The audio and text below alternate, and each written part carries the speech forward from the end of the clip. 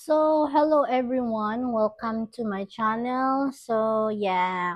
I'm back. Ngayong gabi, gusto kong tingnan ang mga enerhiya sa likod ng tensyon na nangyayari sa pagitan ng Israel at Iran. Yes. Sa dami ng mga balita at kwento na kumakalat, minsan hindi natin alam kung ano ba talaga ang totoo at anong hindi. 'Di ba? Kaya ngayon, hihingi tayo ng kaliwanagan, at gabay kung ano ang gustong iparating ng universe para sa atin. Titignan natin sa ating barahan, no?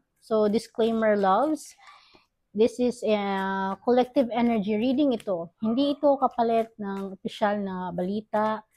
Gamitin natin ito bilang awareness, paalala at panalangin para sa mga inosenteng mga nadadamay. Yes. Hinga tayo ng malalim at simulan natin, okay? Shuffle ko lang muna tong card. Yes. Unang baraha. Okay. This is a reverse.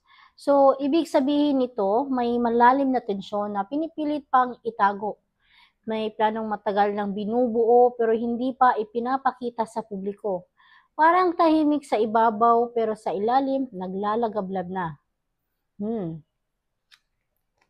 Sa ating pangalawang baraha naman, ito naman ay senyalis ng panlilinlang at pagtataksil. May mga galaw sa dilim or mga secret meetings at mga alyansang hindi alam ng nakararami. May spoinage, power play sa likod ng eksena. Okay. Ito ang tensyon at labanan hindi lang sa militar, kundi pati sa social media, politika at propaganda. Labanan ng narrative at ideolohiya. Awayan ng bawat panig kung sino ang tama. Okay, ito naman, no? This is justice card. Ibig sabihin, loves, darating ang araw ng paniningil. Ang katotohanan lalabas, may mananagot at hindi basta makakalusot ang mga nagtatago sa dilim. Yes. Sa ating panglimang baraha, ang mga lihim, ang mga kasinungalingan na matagal nang itinatago, isa-isa na itong lalantad. Magiging malinaw na kung sino ang totoo at sino ang nanlilinlang. Okay. Death card, isa itong senyalis ng matinding pagbabago. Posible ang pagbagsak ng isang leader, alyansa, o sistemang matagal nang kinukontrol. Bagong cycle ang paparating. There's a new beginning, new start. Ito, pareho silang nagbubulag-bulagan. Ayaw harapin ang epekto ng desisyon nila. There's pride din, no? Takot silang kumarap sa katotohanan. Kaya pilit nilang nilalaban kung ano yung feeling nila is tama para sa kanila.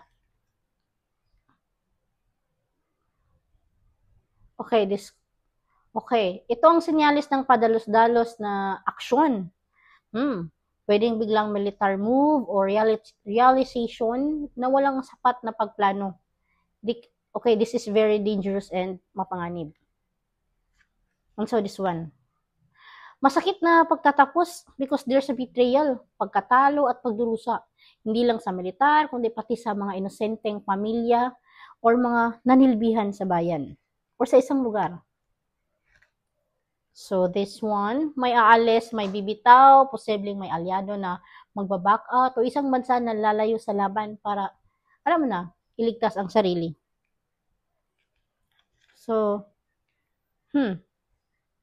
Sa gitna ng dilim, no, this card represent liwanag. There's a light. Posibleng there's a ceasefire, peace talks, o tulong mula sa ibang bansa na magbibigay ng pag-asa. This card represents peace also. And here, this card, ang mga gahaman sa yaman at kapangyarihan, mawawalan ang control. Mawawala sa control. Magkakaroon ng karma, ang labis na pagkamamundo nila. Okay? Because of their selfishness, no? There will be a new thing that is going to happen. May mga bad karma din na dadating sa kanila. Mga ganung bagay na which is, yung mga ginagawa nila, babalik at babalik din sa kanila. So, we need to be careful, guys, on what we are dealing or what we are talking about, especially to people. So, this tension or this war, this is also, a big lesson to everyone.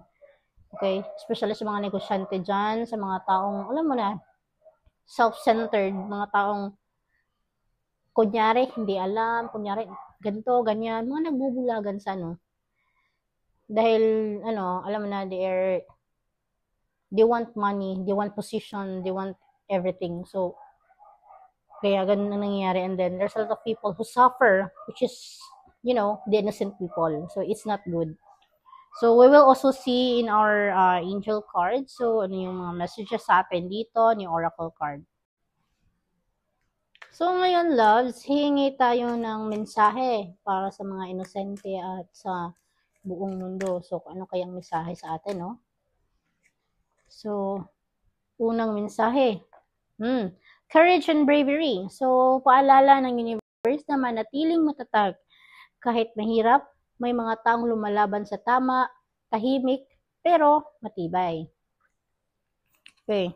Another sign is we have here sign and reminders. So, marami tayong sinyalis na makikita sa paligid, balita, panaginip.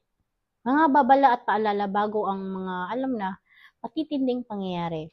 So, the third one we have here is the divine timing. So, lahat ng nangyayari may tamang oras. Kahit hindi natin maintindihan ngayon, may mas mataas na plano ang Diyos. So, whatever decision we have or anything that is coming in our lives, so, dito sa mundo, sa atin, okay, so, anything is planado. So, kahit anong gawin natin, no? So, ito nga, kung hindi para sa atin, it's not like the right time talaga. So, may mga time talaga because, you know what, we should be prepared kung ano yung ibibigay sa atin, no? Kasi, hindi pwedeng same version ng tayo kung dadating to sa atin. So, yun. So, yes, yun yung reading natin sa tensyon na nangyayari sa, alam niyo na, sa Israel at Iran. Mabigat ang enerhiya ng reading na to, no? Pero gusto ko kayong i-remind, kaya sa bawat dilim, may liwanag pa rin. So, there's always a light. So, please, let's always pray. Manalangin tayo, hindi lang para sa mga leader, kundi lalo na sa mga inosenteng bata, pamilya, at mga walang kamalay-malay na nadadamay. Also to our OFWs, yes.